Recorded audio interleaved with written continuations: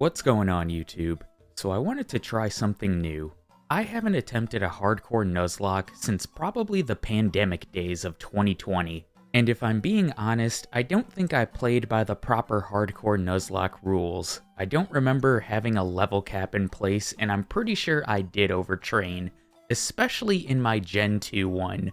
And after watching some live streams of Steve M plays, I kind of got the itch to try these again. So I thought I would attempt a pretty tough one for Gen 1, a bug monotype one. One of the things that'll make this run extremely tough is the overall stats of bug Pokemon.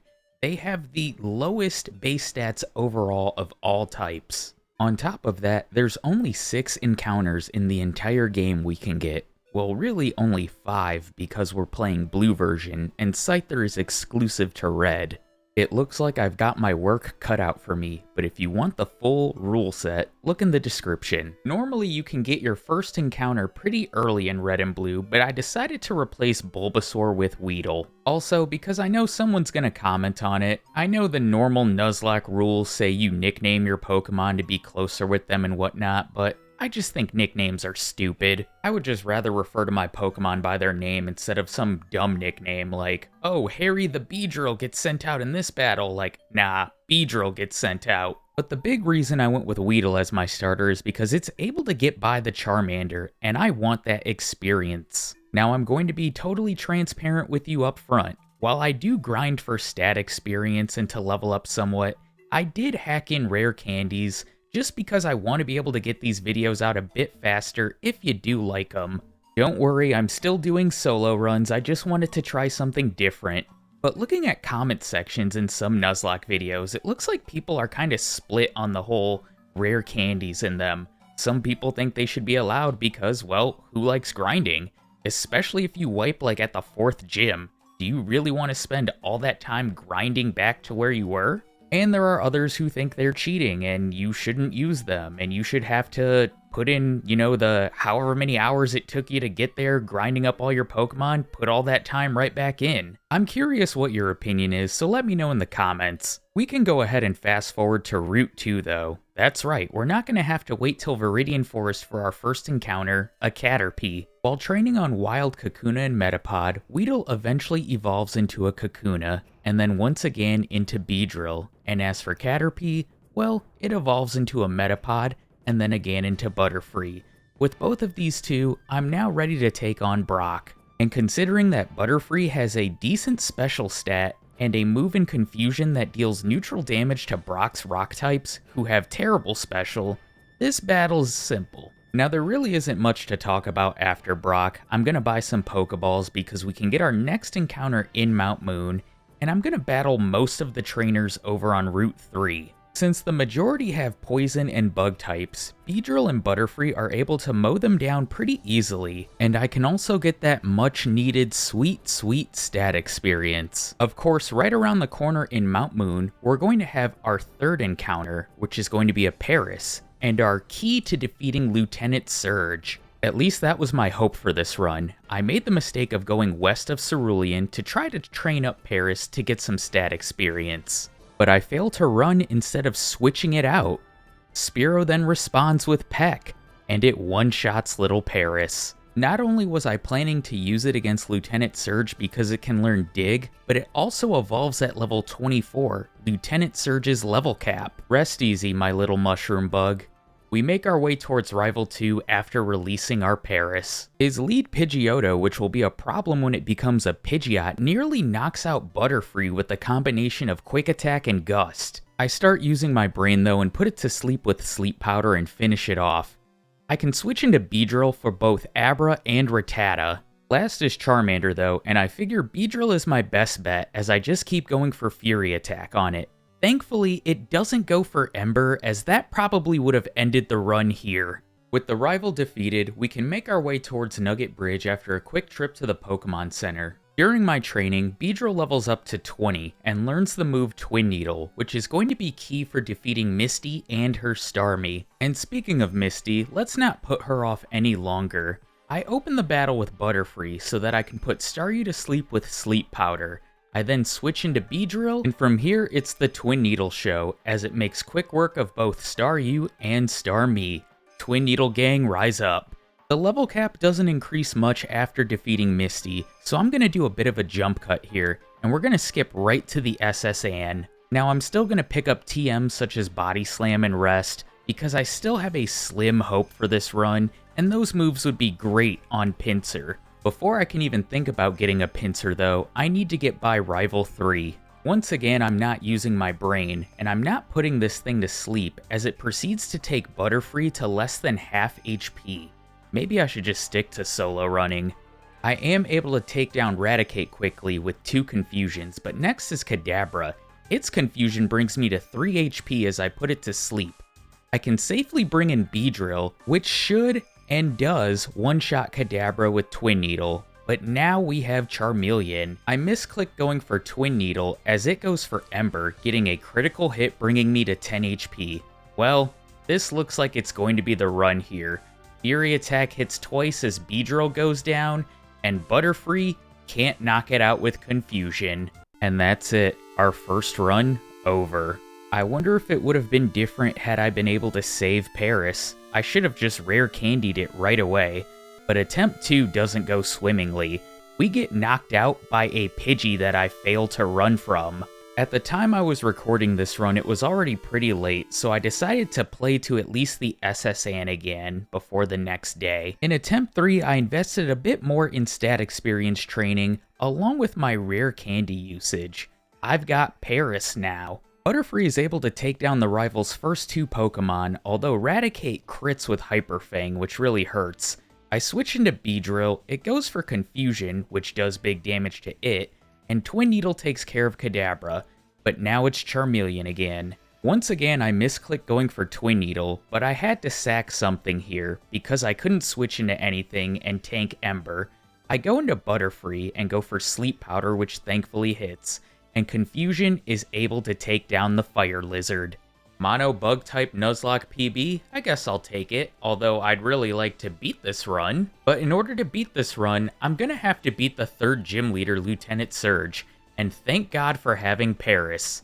I can use Butterfree to take down Voltorb. Look at me remembering to use Sleep Powder. I do the same with Pikachu. Put it to sleep, knock it out with Confusion. And last is Raichu. It outspeeds and hits me with Thunder Shock, thankfully, but I'm paralyzed and can't put it to sleep. I've got to switch into Paris, and I've got to go for Dig at this point. It's a good thing that Paris resists Thunder Shock, thanks to being part Grass type. And although Raichu does hit me with a Thunderbolt bringing me to 11 HP, we're able to knock it out. Oh Paris, you have no idea of the plans I have for you. The beginning of those plans happen on the way to Rock Tunnel as it evolves into a Parasect. Which, by the way, did you know this is the only line in Gen 1 that learns the sleep move Spore? It does get it at level 30, unfortunately below Erica's level cap, but we'll have it for both Koga and Sabrina. Anyway, I thought the self-destructing Hiker would give us problems because his Pokemon do know Rock Throw, but Parasect is able to just one-shot all of them with Dig. We can pick things up in Celadon City though, and the first thing I'm going to do is head to Erica's gym. I can get some stat experience and money from her trainers. Our next encounter costs 2,500 coins from the game corner, and thankfully that's not too expensive. I do have to go into the Rocket Hideout afterwards where I can pick up some more items that I can sell at the mart, and you can tell just from my movement in here that the solo running part of my brain took over for a little bit. I mean, it definitely took over multiple parts of this run, but that's nor here nor there. After robbing the place, I head back to the game corner, and after getting 2,500 coins, I can walk to the prize center and get our beloved Pinsir. I candy it up, teach it Body Slam, and now I'm ready to face Erica. I've also taught Butterfree Psychic prior to this battle because, well, as you see, it's going to mow down her entire team. Even though we're poisoned, thank God Butterfree double resists grass moves. I also have a few options for the Mega Drain TM that she gives us. I could teach it to Butterfree, I could teach it to Parasect, or I could teach it to our final encounter. But before I can catch that, I need to take care of business at the game corner, and get rid of Giovanni and his goons. And teaching Mega Drain for this battle, or even using an item to restore my PP on Butterfree's Psychic, would have made this go a lot quicker. Per usual, Giovanni's rock Pokemon pose no threat, but the Kangaskhan and its bulk are just annoying. It would have been really nice to be level 30 with Parasect by now and have Spore, but next level, we can get it. The combination of Stun Spore, Leech Life, and Dig eventually take down Kangaskhan, as it almost takes us down. With Giovanni defeated, we can head to Pokemon Tower and face Rival 4, although I don't anticipate this battle being too difficult. He leads with Pidgeotto for the final time, as 2 Psychics are enough to take it out. Butterfree levels up afterwards and is able to learn Psybeam, which I'll gladly teach over Tackle. Execute is next, and I put it to sleep with Sleep Powder. I then switch into Parasect, because Leech Life will deal 4 times super effective damage. And although my first barely misses the one-shot, it stays asleep and we knock it out the next turn. Gyarados is next, and I paralyze it with Stun Spore. I mistakenly go for Dig, I meant to go for Scratch.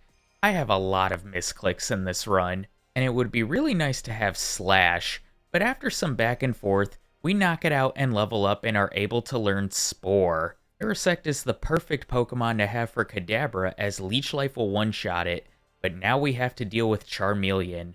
Ember hits hard as we put it to sleep, and Dig is able to one-shot it. That thing is going to be a Charizard the next time we battle the rival, and I'm not looking forward to it. Nothing happens in Pokemon Tower, I don't think anything ever does. So let's just pick it up south of Lavender Town, and I'm going to freeze frame right here. I want to point out this TM. I believe that's the Payday TM. It has nothing to do with this video, but I just thought I'd point it out. After arriving at this patch of grass, on only our second encounter, we get our final encounter of the run, a Venonat. Although I need to make sure I don't evolve it, since its evolved form is a Psychic Flying type. Of course, after training some stat experience and giving it candies, I forget to press B and it evolves into a Venomoth. Whoops. Since the level cap is 43 for both Koga and Sabrina, I want to try to get them done as quickly as possible, while also worrying about Rival 5. Before I head to Koga's gym though, I am going to make a pit stop to the Safari Zone. I might as well pick up the final HMs of the run, along with picking up some extra vitamins and just items I can sell, to buy more vitamins later. It also gave me time to think of how to approach Koga, because his team has a type advantage over us. Although technically in Gen 1, Bug is super effective on poison types. I wasn't sure if leading with Parasect would be the wise choice, or leading with Butterfree. In the end, I decided Parasect would probably be the best lead, because of the Spore Dig strat, and part of me hoping that Weezing would just blow up while we were underground. Against his first coughing, we do one-shot it with Dig. I put Muck to sleep with Spore after an X attack, and I should have just gone for Dig right away because Slash did pathetic damage. Against his second coughing, we know that Dig will one-shot it, and last is Weezing. It goes for Toxic right away, which isn't bad, but isn't good either, because I am on a timer now. Thankfully, Weezing stays asleep, and Dig does enough damage to where I can just finish it off with a Slash. I thought Koga was going to be a spot where we for sure lost a Pokemon, but I'm glad the only casualty to this point is still Beedrill. From here, I'm going to head straight to Silphco and straight to the dreaded Rival 5 battle. I'm not looking forward to this one. Pidgeot's opening wing attack does over half to Parasect as I put it to sleep with Spore. From here, I can knock it out with Slash, but of course, I misclick Dig. Thankfully, by the time it wakes up, it's only one Slash to KO it, and I can always get my health back on Execute with a 4x super effective Leech Life. Gyarados is next, and although its bite does about a quarter to Parasect, I'm able to put it to sleep, and then we can slash it down. But I really need to decide on what I'm going to do for Charizard, because it's only 2 Pokemon away. Like with Execute, I can get back any lost HP on Alakazam with Leech Life. Of course, I put it to sleep first, and the ball's been rolling with Parasect, so we might as well keep it rolling into the final Pokemon, Charizard. Ember does huge damage, but I'm able to put it to sleep with Spore, and as long as it cooperates and stays asleep, we can win this battle, and it looks like Charizard is going to do just that. I still have to face this thing 2 more times along with Blaine, although I have a plan for the Rivals Charizard later in the run. For now, we're on to Giovanni, and there's really not a lot to say about this battle.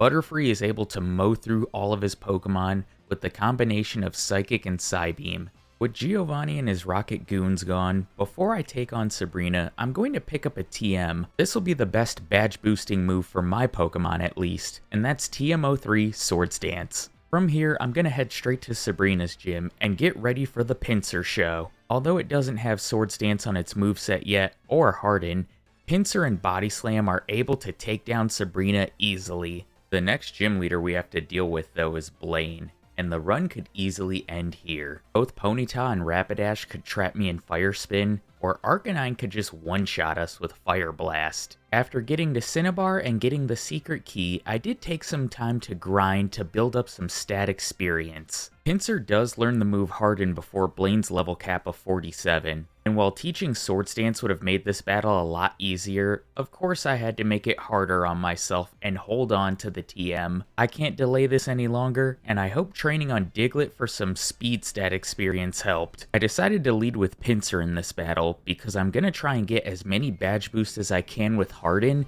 and try to sweep with Body Slam. I'm able to get up a total of 4 thanks to Blaine using a full health super potion twice. With its badge boost, Pinsir is able to one-shot Growlithe, Ponyta, and Rapidash, but last is Arcanine. Body Slam does over half as Blaine uses a super potion. My next Body Slam brings it to the red, as Ember brings me into the red, but Pinsir hangs on, and we're able to finish it off.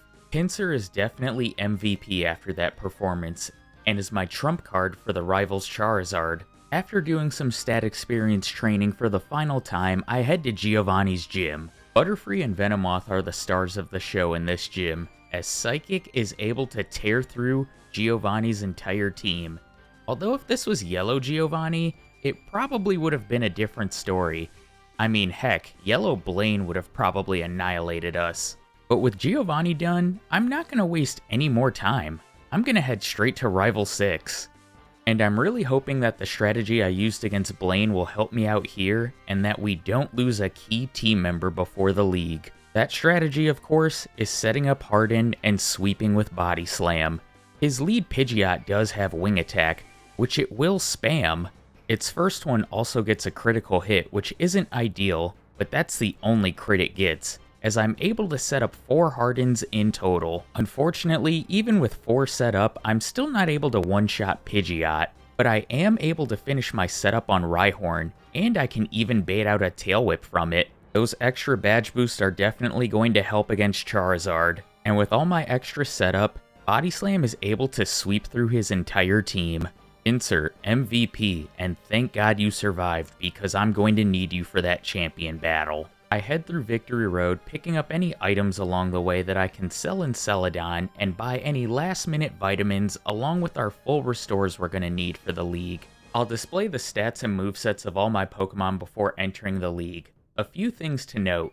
I still have Seismic Toss on Pinsir, just in case things go south at Agatha. I've also been hoarding my TMs for the league because I didn't want to teach one to a Pokemon and then lose it. Swords Dance probably would have gone on Beedrill had it lived. Well, I can't delay this any longer. Let's see if I can beat this Nuzlocke, or will I die trying? Literally. Lorelei is the first member of the league, and she's the one that I have the least worries about. My plan is to just set up Swords Dance and sweep. Although Dugong's first Aurora Beam gets a crit bringing me to half, it goes for rest on the next turn as Body Slam fails to get the knockout.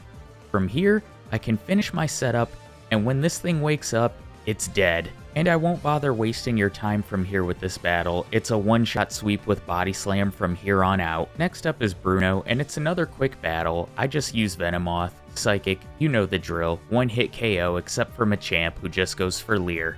Up next is Agatha, and I stay with Venomoth as my lead. Psychic can't one-shot her first Gengar as it confuses me. I hit myself as it puts me to sleep with Hypnosis. I switch into Butterfree predicting Dream Eater, which it does go for, and I can finish it off with a Psychic.